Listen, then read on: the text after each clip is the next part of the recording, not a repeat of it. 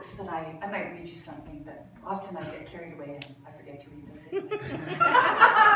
We'll see how that all goes, right? Well, good morning, everyone. I am delighted to be here as we begin this month of December, and each month we have a theme, and this theme is awakening to joy. And I thought, wow, what a great topic. And it feels particularly pertinent to me because for the last couple of years, it's something that I've been focusing on more in my own life. And so I've been reflecting on some questions, and I thought, well, I will bring those questions here, and then we can kind of look at them together and see where it takes us. And one of the thoughts I was having is, is joy something that just kind of spontaneously happens? Like you're in a moment of joy, a situation, a connection with something, you're experiencing a concert or something beautiful, and suddenly you're experiencing joy. We've certainly had that. But is it also perhaps possible that we could create joy? Could we create moments of joy? What do you think? I started thinking about this because I realized that I wanted more joy in my life. And I think many of us do. But what does that look like? And part of it, I realized, is to be able to recognize joy. To recognize when we're in it and also the potential of it. So for example, a couple of weeks ago, we had our dance party. Right? How many of you went to our Move in a Groove and Dance party? Yes. Now, there was definitely the potential for joy there, wasn't it? Yes. And that we could be in that if we were present to it. But if you were preoccupied with something else that was going on outside in your life, or thinking, as some of us do, that something should be different than it was in various moments, right? Doesn't that just rob you of your joy? Just like that, right? You're taken out of the moment. And so can we actually practice being present and open to being in joy, being joyful? And then anytime we're in something and we focus on it, it expands, doesn't it? We know that as a spiritual principle. We've been using that, many of us over the years, with gratitude. This idea that if we practice gratitude, if we're aware of things we're grateful for, it expands in our lives. So I started thinking, well, what if we could practice joy, being joyful? And I say, first of all, we have to recognize it. And that's not as easy as it seems, is it not? Because we all come with our history. We come with our story. And often our stories can be like big, heavy blankets that we wear over ourselves, right? And we're trying to shine our light, but it's a little hard. It's a little dark. And trying to get that out. And I know for myself, that's certainly how it began, how it started.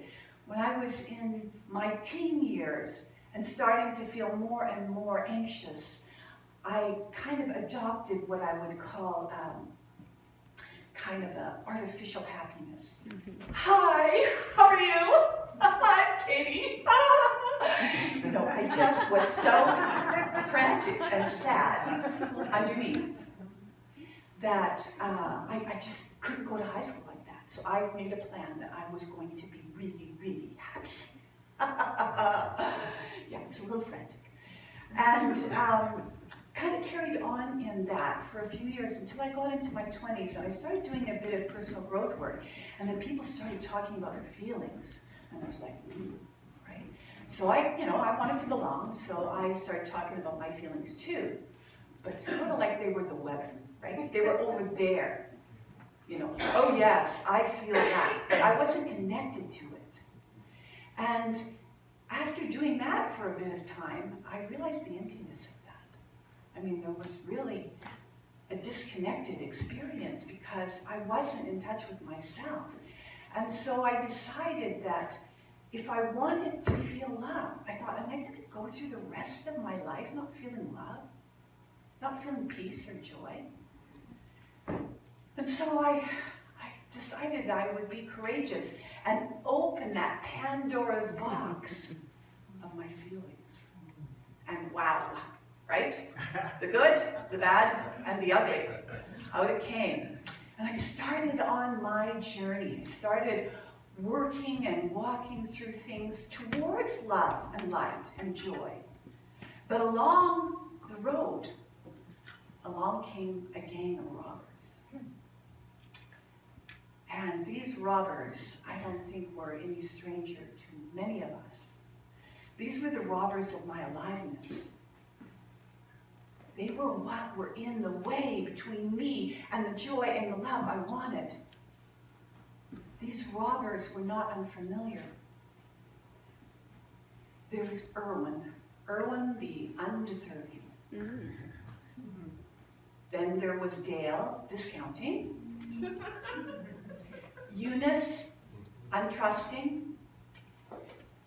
JP, judging and perfecting, yes. And then finally there was Pollyanna, protector. Anybody recognize any of them? Yeah.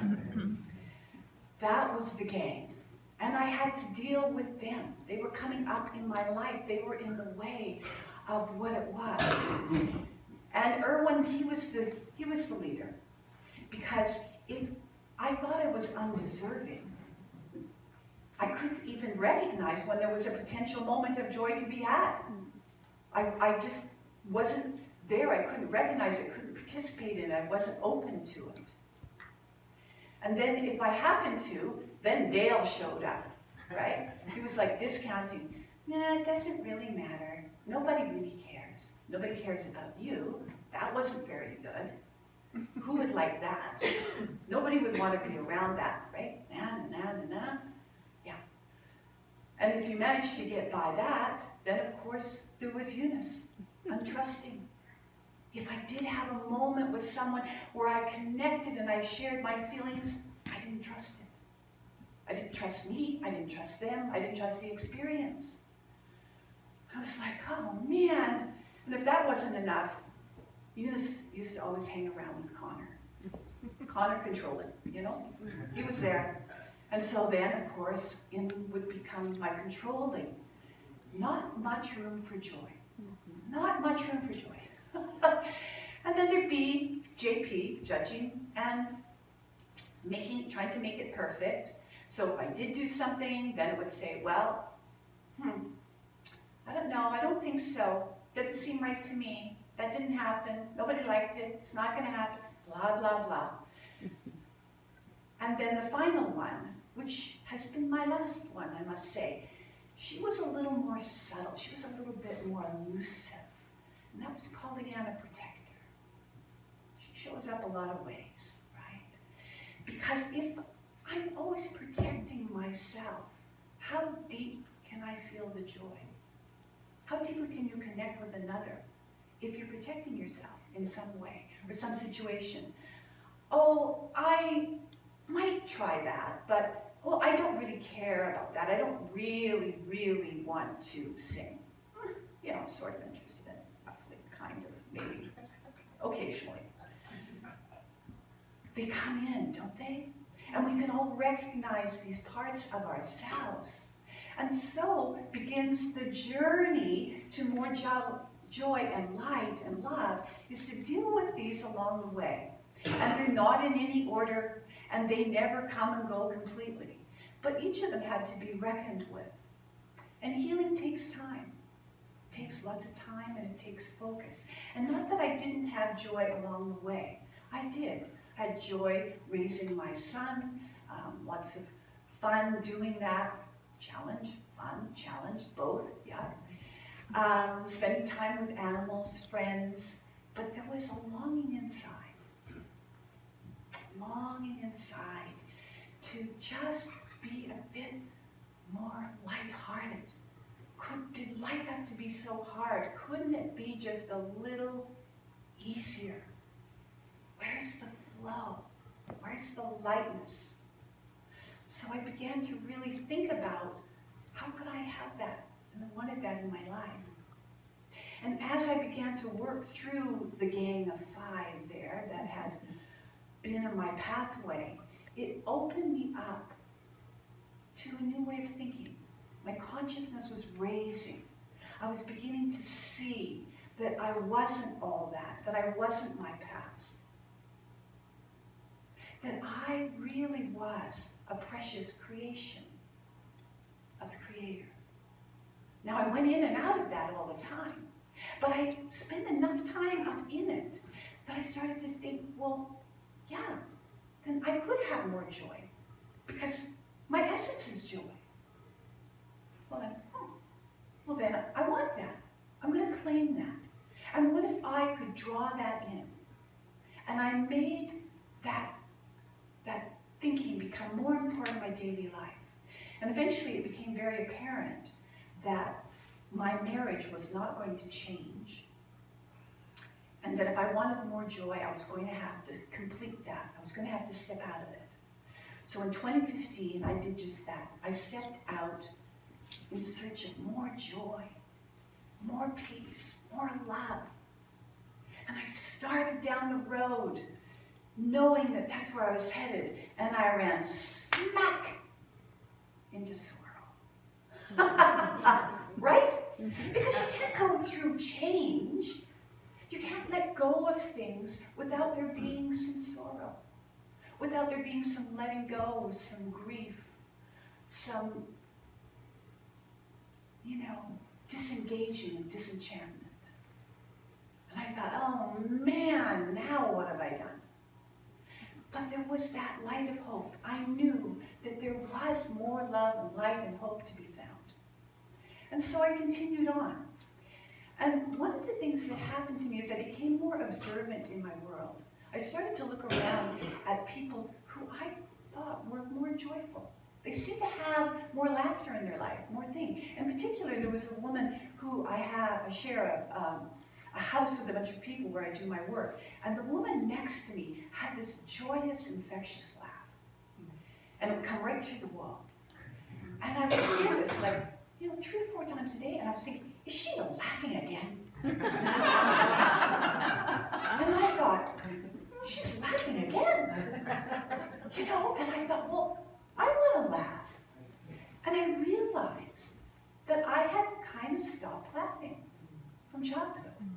I was making everything so serious because I was trying to heal, and this is serious work. And I thought, so I decided to start to laugh more. And, at little things. I thought, well, why can't I just laugh? And so it became my practice to laugh every day. To laugh at something small, to laugh at something big, to just let myself laugh. And at first it was kind of awkward, but then it became more and more natural as I began to move forward and to practice laughing and being more joyful. And of course, laughing at myself was a really good place to start, right? I take everything so seriously.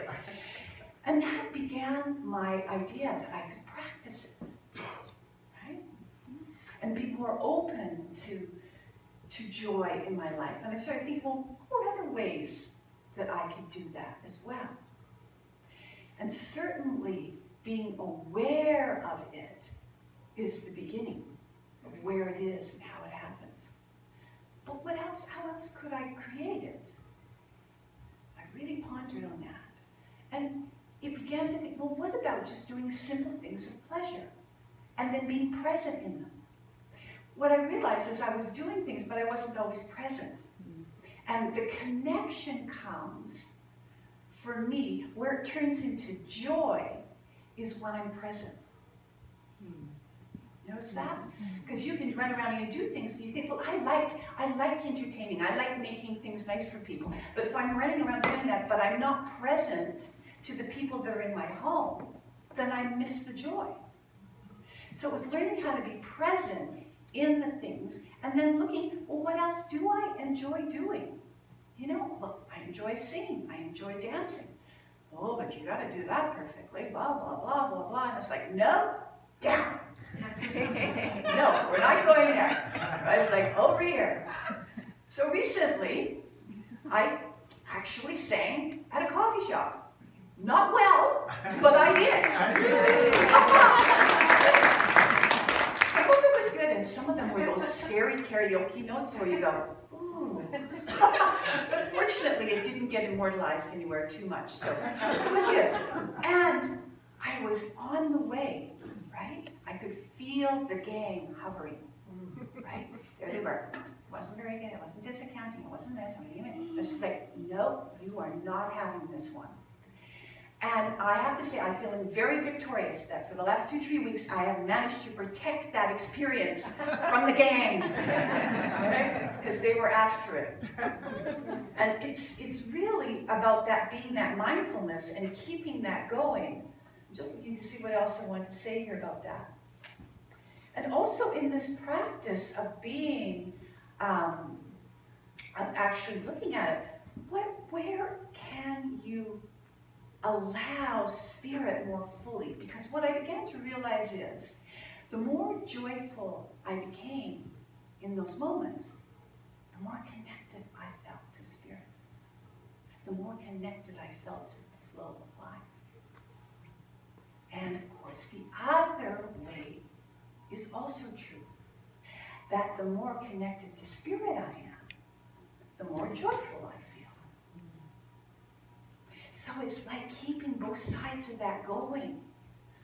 Taking time to meditate and get centered and have the focus, my intention, what we put our focus on expands. So I have my focus on joy. I have my focus on being joyful and radiating out into the world what I want to also experience within. And some of the ways that I do that is by reading inspiring things. And I'd like to share a couple that been recently in our daily word. This one was back in September, and it says, "Today I claim the level of conscious awareness. I claim a new conscious awareness. I embrace the truth that I am a unique expression of the divine, expressing wonder and awe, and for the opportunity to be alive. I feel a deep gratitude that a wave of joy flows over everything in my path." Yes, joy in everything in my path. And also that the gift of joy flows through us. God's presence is active in our lives. And I pray with the awareness and enjoy the experience. Enjoy the experience. I looked up the word, the prefix N. And N-E-N actually means within. So when you say to someone, well, enjoy your evening, enjoy your Christmas. Isn't that great? Be within the joy. Within you, within the moment, within life. So, perhaps this Christmas, we'll enjoy more than we have before. So let's take this now into meditation. Let's practice this idea of being joyful. Okay.